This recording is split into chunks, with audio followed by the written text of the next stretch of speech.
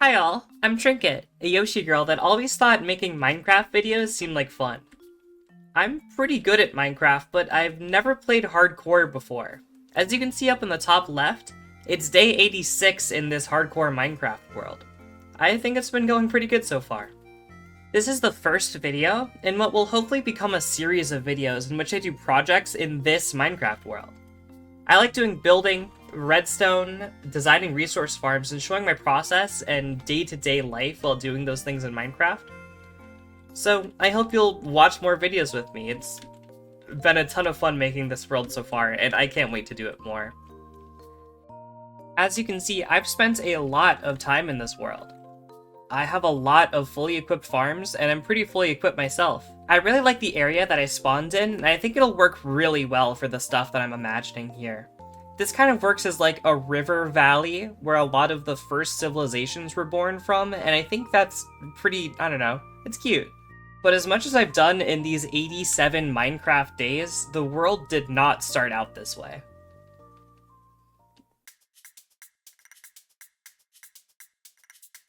I entered the world in a vast orange mesa surrounded by boiling red sand and sun-baked shrubs. I located a nearby acacia tree and punched it down, making a simple set of tools before tearing down a bit more old growth and collecting food from nearby sources. With enough tools, meals, and materials to start, I quickly headed southwest in search of more resources. After stumbling upon an armadillo for the first time... He's so small! A little dork. Dork spotted. I found the last piece of white wool I needed for a bed just before the first night. Westward, a river opened up to the looming mouth of my first underground expedition, a dry cave filled with dangerous enemies. I, without shield or armor, explored it cautiously, each footfall and torch calculated. Unfortunately, there was not a single piece of iron visible in the safer part of the cave. After looking for a long time and unwilling to venture into the depths below, I came back to the surface, hoping to find a more profitable operation down the river. I came across a village, where I took a few hay bales and contemplated attempting to kill their iron guardian before deciding against it. A nearby river seemed pretty deep, so I crafted acacia doors and decided to attempt to dive for the iron I was getting desperate to acquire. There I finally found it, enough to craft a shield and a pickaxe. With the newfound ability to protect myself from skeletons and creepers, I ventured into darker mines than I would previously. While the cavern I found did net me a strong initial burst of iron and coal, I found myself a little daunted by the danger within, and decided to return home. At spawn, I began carving a tunnel down to the bottom of the world. I spotted diamonds for the first time after digging into the top of a large and very dimly lit cavern, though I decided not to attempt to get them. After an iron pickaxe's time digging through the deep slate, I found my actual first batch of diamonds, and second soon after. Back at spawn, I wrangled sheep into a pen dug into the ground next to a fledgling wheat field, and did the same to a group of cattle soon after. With the rock I collected in the mines, I smelted all of my iron into my first full set of armor. It felt great to be protected after so long without any. I went to the nearby jungle to collect some crafting wood from the lush green trees, and used it to create a large number of chests. I placed them at the top of the mountain I spawned next to, deciding it was likely the safest area to be in. I grabbed my stuff from the tree below and brought it up the mountain as well. Hey guys, welcome back to another Minecraft Let's Play video.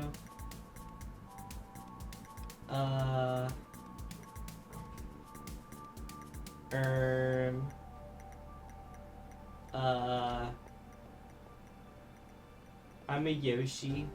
Expanding the farming operations was my next priority, first focusing on the wheat field next to the animals to make sure I could give them plenty of food. I went to the spawn area to grab cactus and dirt as well, knowing cactus can be a great early game experience farm. Hey, it is day 2 of this Minecraft world. I'm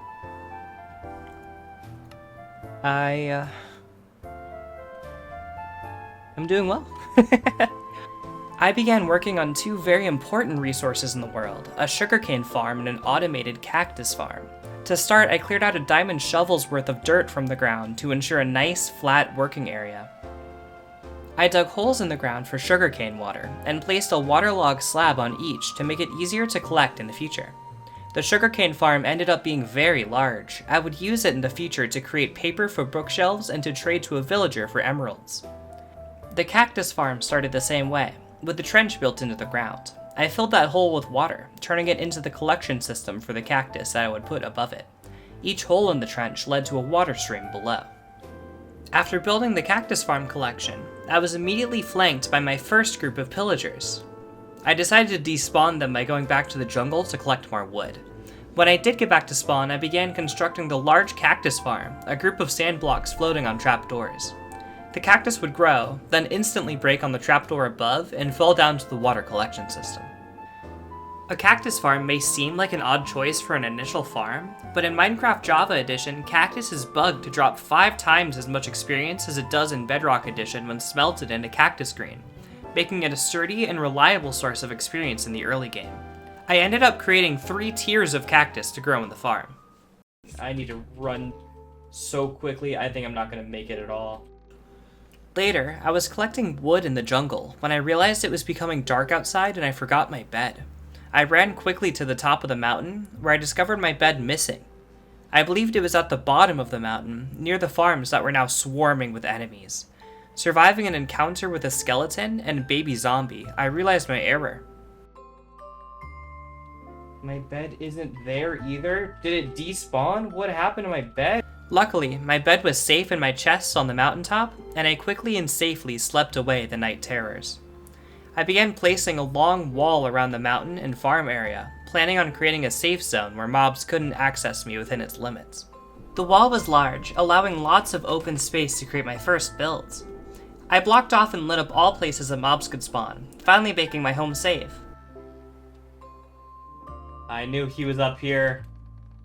I knew it. Come here. Don't. That was my tree. Tree? Ow! It's safe enough. I went to the nearby village to enlist a librarian villager to supply me with mending books, making the arduous trek back with a minecart over several in-game days.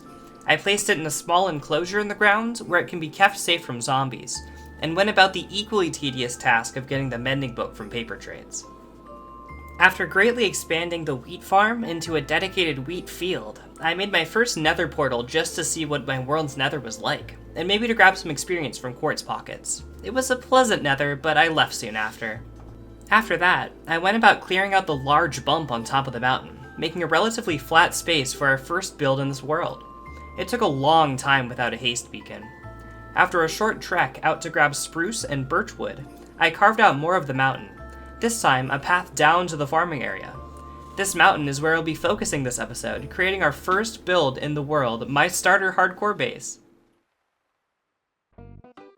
I've done a lot of things in this world, and now that I've done everything that I need, it's time to focus on what I want. And what I want is my first ever base in the world, my starter base. I want it to be at the top of this mountain, and I want somewhere to put all of these items that I've accumulated throughout my playthrough so far. I have a pretty good idea of what I want to build. I even drew up this concept art for the area. The middle of the mountain will have my starter base on it, and to the left and right will be different areas of my world.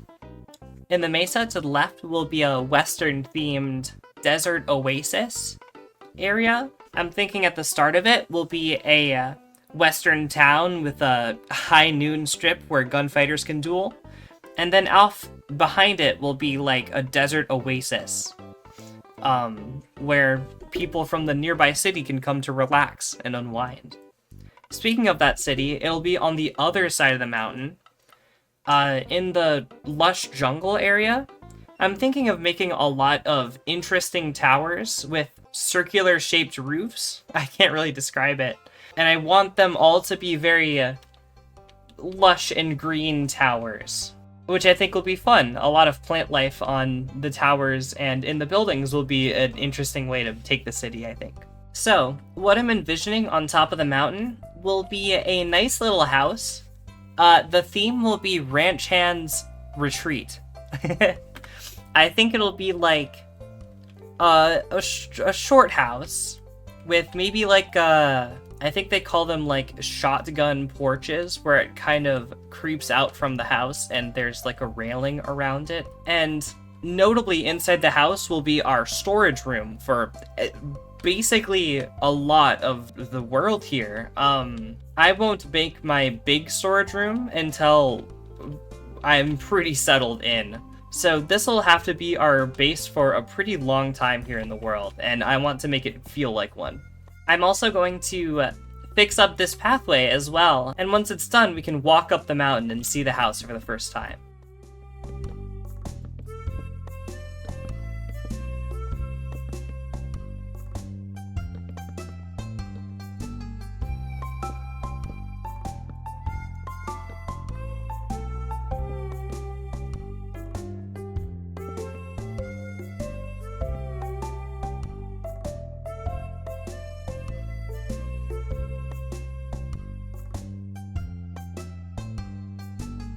So, I've been working on this for a little while. The sun's about to go down, so I may be interrupted. I just wanted to bring everyone in and talk about the shape of the building. So, it's a little bigger than what you'd expect in the concept art. It was kind of from this frame. So the concept art doesn't encapsulate the whole thing, but I think it's important that the house be big and feel natural and have interesting shapes. So I've made the executive decision here to expand it out a little bit. Furthermore, you might be wondering what's with the orange terracotta surrounding the build. That is actually going to be the second layer of wall. Making your walls 2 layers thick, it's useful when you want to make your interior a different color than the exterior. I'm probably going to keep the wooden flooring, this jungle wood floor, and a lot of people hate jungle wood. I think that's unfounded. It's a beautiful block. It's especially good when you want something that's been kind of refurbished throughout its years. Like, if you look at a wooden floor, the wooden flooring of a house has been sanded and refurbished, and it's probably happened multiple times if it's a pretty old house, which I like to imagine this is a fairly old house that I'm building. So while we're going to keep the jungle wood in, I think I'm going to put like a different interior wall color than the oak wood on the outside, which is really more of an outside block, I think. The wallpaper could be, I'm almost thinking like a white and blue color. We'll see what I actually do here. I don't have it planned out at all. And it'll also help make the windows more interesting, give a bit more depth to the area. Double thick windows are pretty interesting, and they kind of make you feel almost cozy and safe. So I'm gonna try to emulate that, especially in a hardcore world. You want to feel safe, right?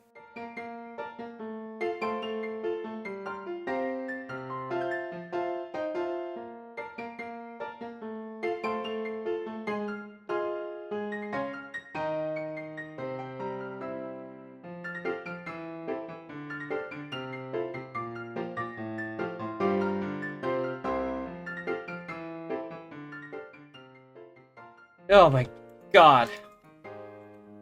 Sir, you scared me. So I'm at the point where I'm making the roof now. A lot of people really struggle with roofs in Minecraft. And I think I do too, to some extent. I am not that experienced with it. I'm gonna do a fairly complex roof this time around, and we're gonna see what it looks like. In the concept art, the building has what I would consider, I think a lot of modern houses do this. This guy's in the way. One of the sides goes up higher than the other, and at the top, where the roofs meet, there's a skylight going between the two. I've made roofs like that before in Minecraft, and I always love how it turns out. This post here is going to be the middle between where the 2 sections of roof connect. So this roof is going to keep going up to this middle part here. And then this one's going to come up shorter. When you're making a roof, you really got to shoot for something that looks kind of like shingles, I think. Dark prismarine, nether brick, all work. And this matches spruce really well, I think. I think those 2 look good together. It looks good with birch. So when you're building roofs, I highly recommend taking a step back and looking at it. When you're making the side of the roof, the shape of the roof, it can sometimes not look very good. And what I started here, this is clearly way too high for the roof to start. It's just far too high. So what I'm going to do is I'm actually going to drop it down, and the roof will extend over this section of the building in a much more flat way. And I think that'll look a lot better.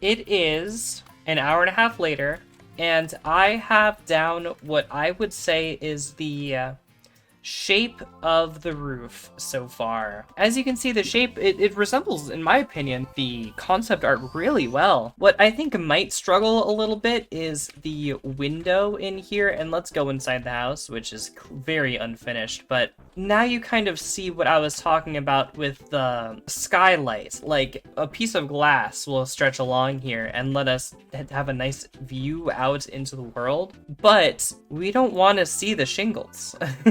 So I'm gonna have another block, probably, you know, stair, slab, stair, slab, stair, slab, going up to hide the shingles as our roof block. And that will kind of reduce the amount of good sky view we get from the skylight here, which is unfortunate, but it maintains the shape of the roof very well, despite that. And you may be saying, what's the deal? It looks a bit gross right now. And that's because there's no detail. Let's just take this side of the house, right? Where I have added a bit of shading with the oak transitioning into the birch. It kind of looks like, you know, a shadow on the house. Or maybe even where the house gets a bit grimier, you know? Maybe it's dirtier down here. Maybe this is more of a dirt path. Maybe there's rose bushes around here. So it's kind of implied to be one big wood wall that has been separated into two layers by grime and time. But if you look at the roof, and let's just look at this part because this is where I can illustrate it best, it's gross.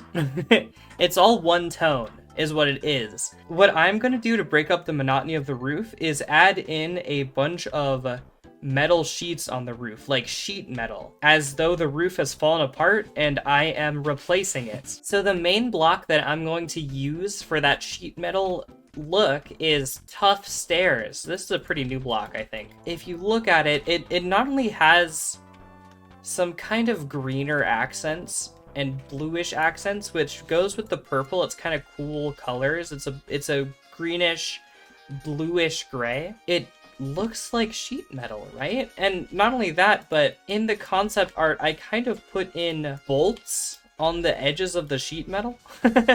You could use the slabs, the bricks, as almost like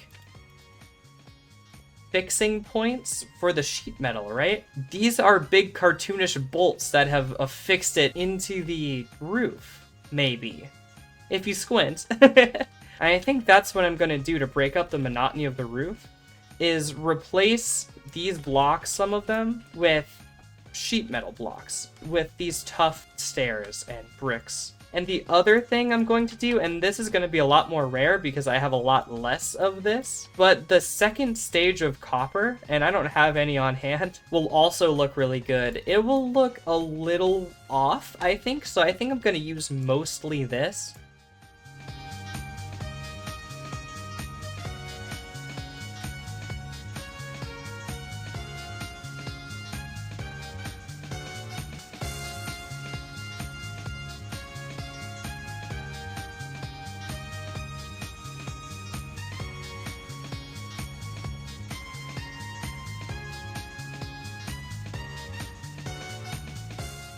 What?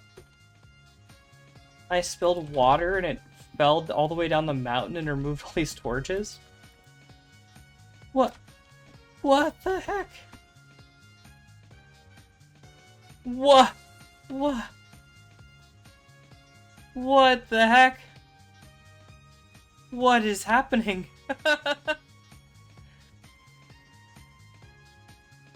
So, I did a water bucket clutch off the ceiling of my house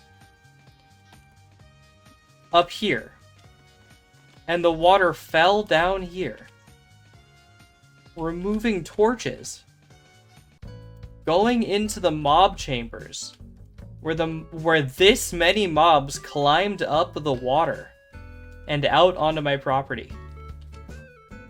That is insane. Oh, a little bit later, this is what I have, and it's not gonna look good at first because the copper is not oxidized. We want the copper to be in this stage here, and it is currently in its gleaming orange stage, which is not a good look for the building. I'll go up there. This is underneath. These logs and these planks need to go up to the full block to look good from the porch. When you're painting a wall, you can paint both sides of the wood to make it two different colors. You can have this go up to the roof and have it connect and it'll look great because not everything is a cube. In Minecraft, when you're building like this in small scale, you have to decide which do I want to look better? And I chose underneath because I preferred the porch to look better than up here. So what's the answer to this trade-off? Well, I will be putting a jungle trapdoor there and gray carpet here. And that will look fine. So that's our creative solution that we've done. And because we put those blocks up there to hide it, now it all looks seamless down here, which is what we've wanted. Since we're going to be hanging out on here, we're going to look at this more than we are up top. So the roof is completely done. It's definitely interesting. I like it a lot. Oh, maybe not completely done. Let's go clean up the back.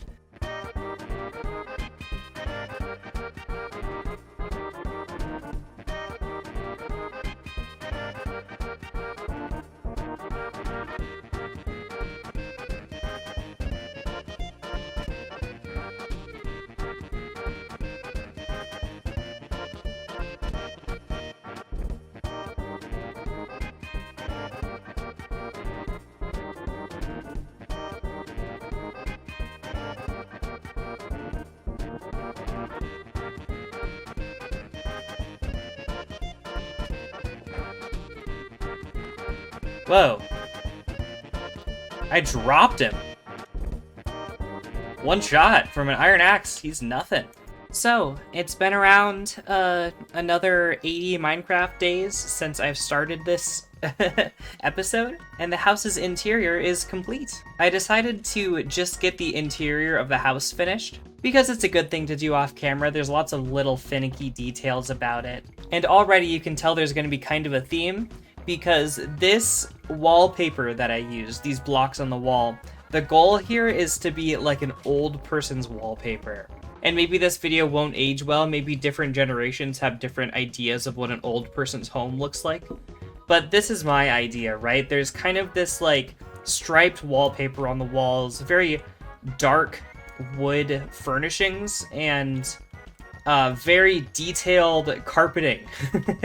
So I decided on blue as a major theme color of the house. I thought it would look nice against the jungle wood flooring. It would kind of contrast it. They're on opposite ends of the color wheel. And if we go in here, this is the bedroom, actually. This over here is a simple little wardrobe. I like putting these in a lot. I just put my original World's armor set in here, and I think my original iron boots broke. But I'll probably swap that out with a more impactful armor set later on. The couch is gonna look weird, and all the copper furniture in the house is gonna look weird for now. I'm gonna let it oxidize to its most green. That way it'll kind of look like a plush green couch, maybe is the goal. Speaking of oxidizing copper, I wanted to show you what the roof will look like after the copper has been set. So this is the stage of copper that the roof will be on, and already that's looking a lot better than the bright orange copper did. Moving on to the kitchen, one detail I added in here is that these doors will be permanently open, compared to these doors being permanently closed, basically, in these two. I decided that it would look nice with these being permanently open, kind of adds a little life to the house, you know, something being different than the rest. But going into the kitchen, I like this space a lot. It feels like I packed a lot of detail in here, and the longer we have the house, the more little details will go up, right? So this wall in particular is like prime retail for hanging up items and item frames and, you know, keeping some of our personal possessions in here. So, you know, this wall would work for it. I wanted to keep some of the walls blank, make sure there's space for us to move our stuff in when we feel like it. But this is a nice kitchen, maybe nicer than most grandmothers would have. You know, we have a huge island here, and I tried to make this look like a stovetop. Over here, this is a weird one. It's designed to kind of look like a contraption. I don't think old people have contraptions in their kitchen, but I know a lot of them have weird old metal appliances, and this is supposed to kind of emulate that, as well as being the input and output for the furnace smelter system I'd like to put below. So ideally, when we want to cook a bunch of items, I will simply put a shulker box here, and have them all go down, get smelted, come back up, and output here. And that isn't set up yet, but one day it will be, and that'll be really nice, maybe next episode. Moving on, this is supposed to be kind of a lounge room. These couches will be green, which will match the carpet in here. One thing I'd like to draw attention to is what I did with the carpet. As far as carpets go, I'm not using the carpet block. I'm putting stained terracotta in the floors to kind of be a carpet, and I did that in here too. And so these are supposed to be kind of detailed old people rugs to put over the wood flooring. A trick that I did with these rugs is placing the blocks first one way and then go to the opposite direction and place the other one back and forth. And that creates these lines through the blocks with the pattern. So that's one little detail I really liked. Hey, the copper changed. So I made these really cramped steps to kind of continue the theme of the house, but they go down to this basement that really opens up and is very unfinished right now. This basement is where I'll be spending most of my time in this world until we make the new storage room a long time from now. It's very unfinished because quartz is hard to come by, but the whole floor will be quartz, and all these chests here will have contents sorted, be labeled. I haven't done that yet. It'll happen by next episode. I'll probably start the episode in this room. This glass thing in the corner is actually the input and output pipes of what will eventually be the input and output to our super smelter up here. I decided I'd probably put the super smelter hidden away. It's not ever that pretty. So I thought it would be nice to see the items come in and be taken out at least. One detail I love is the skylight that I talked about earlier in the episode. It really pulled through, I think. I like it a lot. You can also see it in the bedroom here, which is probably my favorite view of it, because back here you can actually see both through the interior window. I really like what the skylight does for the house. It adds a lot of vertical depth to this room that I love. So, by next episode, I will have the storage room done down below, and I will have this path up to the mountain done. And we can start focusing less on my base and more on the area surrounding it. I'll probably start with the western town in the Mesa. I really love the idea of that, and I don't need a lot of materials for it that I don't already have. And next episode, I'll probably venture into the Nether and start trying to collect all the materials to go visit the Ender Dragon, which will be a lot of fun.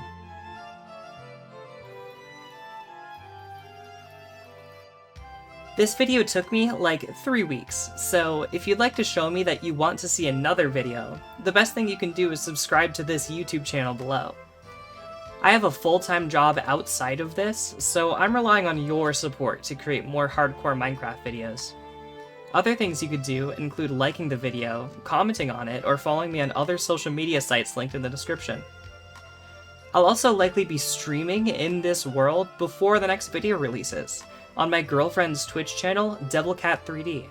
There's a link to that channel in the description as well. Thanks so much for watching!